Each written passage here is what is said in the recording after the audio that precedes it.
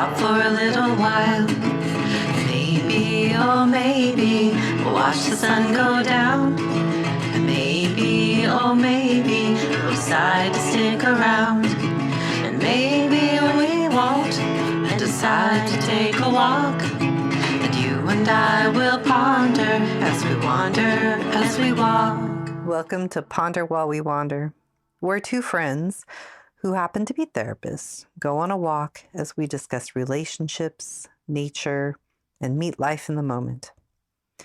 Each episode is grounded in some aspect of eco-psychology, but can take us anywhere as we ponder while we wander. And you're invited to come along. And you and I will ponder as we wander, as we walk. Hi, Amber. Hello, Natasha. I'm happy to be with you today. Me too. We are in Discovery Park here in Washington State, in Seattle.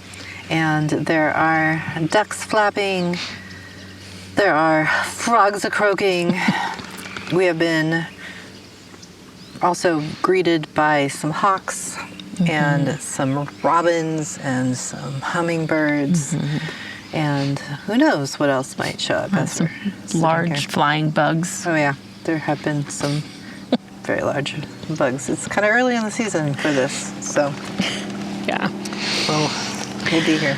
All right, so we are talking today about walking up a hill together. That's what we're talking about. And there was an article that came out that I threw over to you, and we decided we would talk about it here. But why don't you tell us a little bit about that? Yeah, it's an article published in the National Library of Medicine called Social Support and the Perception of Geographical Slant. I'm sorry, I have to stop you right now. Look over there. Look at that. Oh my God, it's a raccoon? That is a raccoon. And Is he supposed to be out in the daytime? Oh, he just came out of that. There's another one. What? There's another one. It just came out of that hole over there. Like, they live in that. They live right there. They live right there. Right, go ahead. Sorry. Just watch my back, okay? I'm watching your back. Okay, so this article was written by Simone Schnall, Ken Harber, Janine Stefanucci, and Dennis Profit. So here's the abstract on this. They are talking about the visual perception of geographical slant is influenced by physiological resources, such as age, fitness, being physically refreshed. In two of the studies, they tested whether a psychosocial resource, social support, can also affect the visual perception of slants. Participants accompanied by a friend estimated a hill to be less steep when compared to participants who were alone. Similarly, participants who thought of a supportive friend during an imaginary task saw a hill as less steep than participants who either thought of a neutral person or a disliked person. In both studies, the effects of social relationships on visual perception appear to be mediated by relationship quality, relationship duration, interpersonal closeness. Artifacts such as mood, social desirability, social facilitation did not account for these effects, but this research demonstrates that an interpersonal phenomenon, social support, can influence visual perception. We're going to break that down a little bit. Yeah, let's break it down a little bit. And so talk to us about what that means for the layperson. Let's just pause here for a second. Are those raccoons coming closer? No, they went up and over the hill over there. What's out now? That they came out of that mound over there. They came out of the mound. I mean, amazing. Wow, that's interesting. I don't have the same affinity for raccoons that you do. We are wary acquaintances. We got this. Okay, so we want to break it down. What are the points that we want to bring out? That relationship quality. Relationships matter. Connectedness matters. Okay. Individualism sucks. Okay, are you ready? I think so. All right, a little bit of air traffic control control. making sure that there were no raccoons coming over here. Correct. just to keep everybody safe. Everybody's safe. We're all good. I mean, the long and short of that, which we're going to talk more about, but it's, connectedness matters. It impacts how difficult we think things are going to be, how willing we are to try something new or something hard. Yes, I agree. Let's talk more about it. But in a nutshell, I mean, that's kind of what these guys are saying, that the quality of relationships really matters. Yeah. I think it pushes back against this idea that we have in our society right now that you've got to pull yourself up by your bootstraps. And that phrase was never actually meant to be taken seriously. Like, you can't actually pull yourself up by your bootstraps. I mean, if your feet are in your boots, you're not pulling yourself up by anything. It's just not happening. But I think it is told in a way that expects us to take care of ourselves and pick ourselves back up and rub some dirt in it. And I think there is absolutely a quality of being able to sustain yourself and have some mastery and some agency for yourself. But when it comes to doing things for the first time, or scary things or hard things, we don't always have to do it alone. And I don't know if we have to expect ourselves to do that. Well, I think a part of that comes into play too, that there can be perceived that someone has like a deficit in something if you can't do it all by yourself, or if you need a break, or if you need help, or you don't want to do something alone, that there's something wrong with you, or you just have to try harder or learn more or do better, or some messaging like that around it. And there may actually be something wrong, right? We all have differently abled bodies where we may not be able to do things. We all have differently abled minds where there may be something that is completely easy for you to do that is very, very difficult for me to do. I've run into that plenty of times. And it goes to that perception that if it's easy for me, it must be easy for everybody else, and that is not the case. Yeah. So for sure. Being able to understand that piece of it. I love this idea of being at the bottom of a hill and kind of looking up at it, and the perception of how hard that hill is to climb. Made me think of a time when I was in middle school and I was riding my bike to school, and I would ride my bike over to my friend Sarah's house, and then she and I would ride the rest of the way together to school. But somewhere close, I would say like the last quarter of the way to school, there was this hill, and it is not an insurmountable hill, but also it's a hill. And I was on a bike, and it was the morning, and it seemed like a very tough hill. And Sarah was much more... That was my friend, by the way. She was much more athletic than I was, and she probably had more experience on bikes and knew how to work the gears and things like this. So that probably made it a little easier for her as well. And she had the confidence to go up there, and she would ride up the hill, and I would try. And I remember the first few times, and a lot of the times I would only get a little bit of way up, and then I would walk my bike the rest of the way. And I'm so grateful she would wait at the top of the hill for me to make my way up the rest of the way. But that perception of even trying and getting even farther and farther up that hill was due to her being there. I think if she had not been there, and maybe this is a little bit of like pride or ego or whatever, but I also think it was the perception that the hill is not as insurmountable as I would have thought it was if I was alone, for sure. Yeah, you're watching someone do it too. It's like, this is possible. Like, I could do it. I'm not doing this by myself. Like, going up together. Yeah. Yeah. Go up the hill together. So I think I like to think of the quality of the person that you're at the bottom of the hill with matters. For sure. Yes. I think you and I have been on some hills together, metaphoric hills together, where we're kind of looking at the road ahead and thinking, can we actually do this? Yeah. Yeah. Yeah. And actual moments of, being on a long walk somewhere and like, oh, we're going to keep going. She seems fine. I guess I'm fine. We're all fine here. Let's keep going into the forest, and we'll find our way back, Like if I was out by myself on one of those walks, I might have been like, how am I ever going to return? But there is a quality of and it's happened to us more than once where we've been out walking somewhere or been, oh, but which way does this path go? And there's we'll find our way back.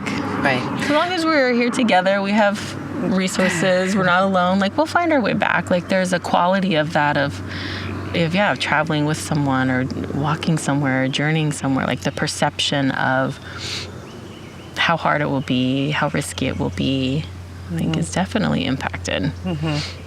How willing you are to go and try. And I think that a lot of the places that I've run into some difficult things, like in academic settings, there's not always somebody right by you going on that same path. And there's also sometimes in workplaces this level of competition that shows up. And I think that really plays against this idea of the perception of whether something is more manageable or not when you have a competitive environment that's around us. Yeah, I mean, it makes me think of other ways that we've talked about this too around vulnerability, right? It can be vulnerable to say, I'm afraid to do that, or that looks hard, or I don't know how to do that. Especially when we've got these sort of enculturated ideas of individualism. Pull yourself up, you should know how to do that, and don't even question that might not even be possible. So I think there can be a lot of vulnerability in even saying, I'm nervous about this, or I don't know if I want to do that, or I feel like this might be challenging, or I don't know the answer to this question in my textbook, or I'm uncertain about how to move forward in this project at work. Yes, I find that a lot in academic environments and talking to people who run into this idea of themselves. It becomes the story about themselves. I was bad at chemistry. I'm bad at it, just because in the time that they've tried to understand it, these first few steps into a field or into a new concept, if it doesn't stick right away, then we perceive that this is part of us. We're just not good at it. I'm not good at math. I'm not good at this or that. And I think it becomes part of our identity almost. And yeah, it's that perceived how hard it's going to be turning into a story about ourselves. Yeah. Talk about vulnerability, even beginning to challenge the stories that we tell about ourselves or that we've been told. Right? And that's, a whole nother opening to check out. Well, I think it goes to that piece of judgment. We don't want to be judged, but literally in a lot of academic environments, most of them, you are going to get judged whether or not you know the stuff, or how well you know the stuff, or really how much you've memorized the stuff in this short period of time that you may or may not know in the future. Yeah. So it's true. if that is the way that we've learned to perceive exertion and how hard things are, I think our ability to question that and to turn toward the people who are closest to us, who know us, who are not going to judge us, who are going to stand with us. I mean, was any of this article surprising to you, the studies that came out? Right. I'm sure if everyone, took a moment to kind of wonder about a couple of these stories that we're sharing, when in their own life have they felt like something felt easier or more possible or less hard when they were with a trusted companion. Be curious what people would find. What did you find when you asked yourself that question? I feel like I've probably had I know I've had lots of moments of this, but today the idea or the story that popped into my mind was recently with a dear friend, my friend Krista. We were celebrating her 40th birthday and on a houseboat. And this was my first time staying on a houseboat. And, for those of you that have or haven't, I mean, at the end of the night, you have to sort of beach this boat against the shore, float around too much. And she really wanted to jump off the back of the boat at night, which I don't know if that's something I would have naturally been drawn to do on my own. First of all, dark. It's not my idea. It's not my idea. It's dark. We're right up, where the seagrass and the little slimy whatever's in the darkness are creepy crawling around. The perceived slimy. Creepy crawlies. But I wanted to do it. I mean, part of it, I wanted to have the experience with her. This is a milestone birthday. And, part of me was like, I want to challenge myself here a little bit. But had it not been for, there was a group of us. It wasn't just me doing this thing alone. There was a group. And no one else was worried about it. A group you cared about. It was a group I cared about, people I trust that I know are not going to put themselves in dangerous, sketchy situations. They're really, intelligent and spend a lot of time in nature and a good perception of what's actually risky and what's not risky. Up until this point, Amber had decided she would trust these people. Should she continue to trust? Should she continue? To be continued. I mean, needless to say, we all jumped off the back of the boat. It's totally fine. Everyone was safe. It was a great experience. There were still indeed some slimy grass there, but that's okay. I didn't get bitten by anything, eaten by anything, pulled down into the darkness. It was fine, but there is something, and it's not just the, hey, everybody's doing this, let's do this thing. There was a quality there that's okay, this feels a little risky for me, but I trust the group that I'm with and the people that I'm with, and it's fine. Nothing bad is going to happen. This is going to be a fun memory. So, I mean, had it been some random strangers, I definitely would have been you're on your own. I'm not down for this. But it wasn't a group of random strangers. It was a person I've known, my entire life. So, I think there's so many stories that are like that for me about how I will go past my perceived stopping point as well. And I also think about this in a perspective from a clinician who deals with people who are managing trauma in their lives and generational trauma. And I think about this study and this paper as well as how difficult that is for some people who have experienced trauma and also generational collective trauma. When we look at the effects of trauma, especially relationship-wise, might affect how we trust in people. Or if we've ever had relationships where we can show up vulnerably with our own vulnerability.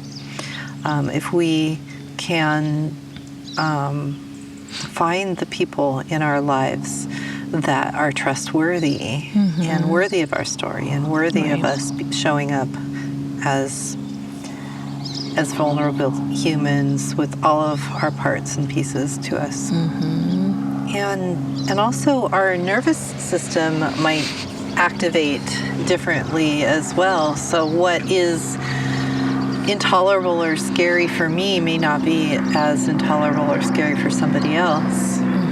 But trauma can also go both ways, because we do have resiliency factors, and that can also kick in. We might have more resiliency factors than the average person who hasn't experienced a lot of trauma.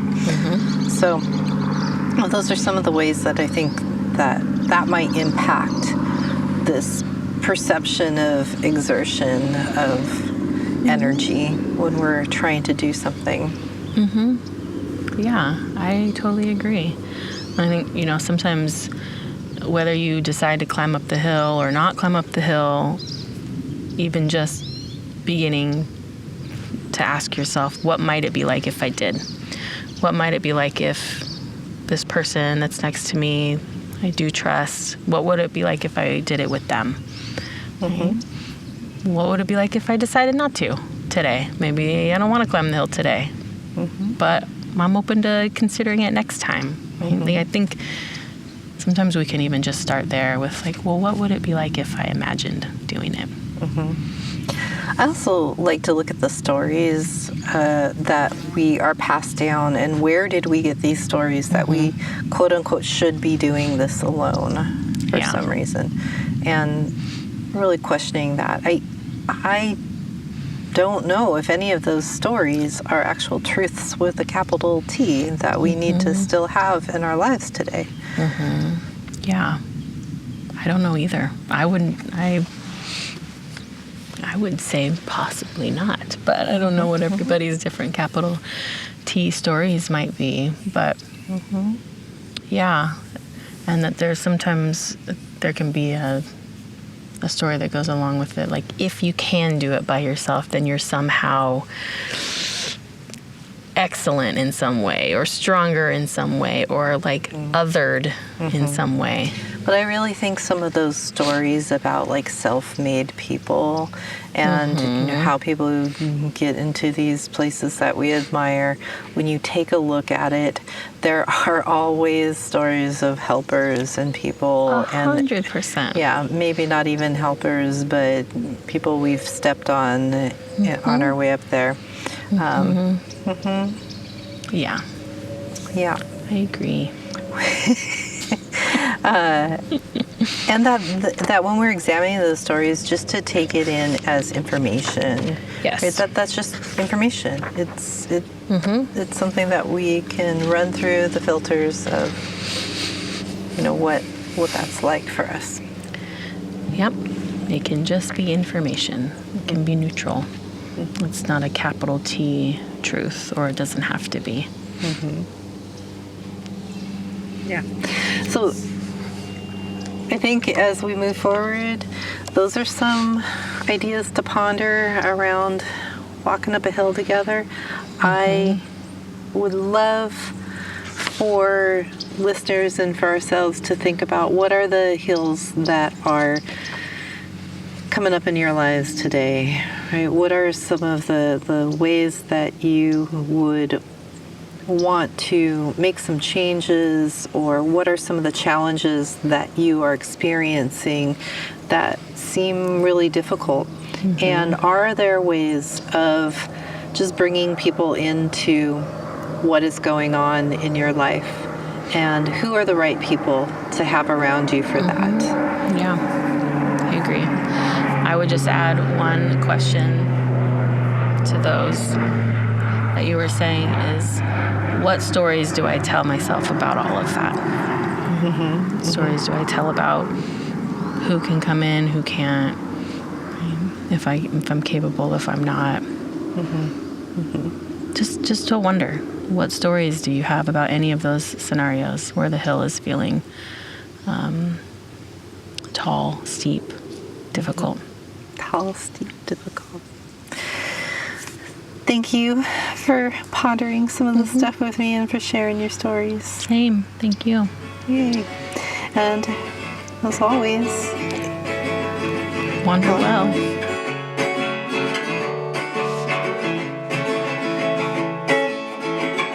We hope that you enjoyed this topic and discussion. Check the episode notes for links and other resources, as well as links to our social media and website, where you'll find more invitations and inspirations for connecting with nature, others, and ourselves. And please join us for the next episode, where we ponder walking labyrinths together.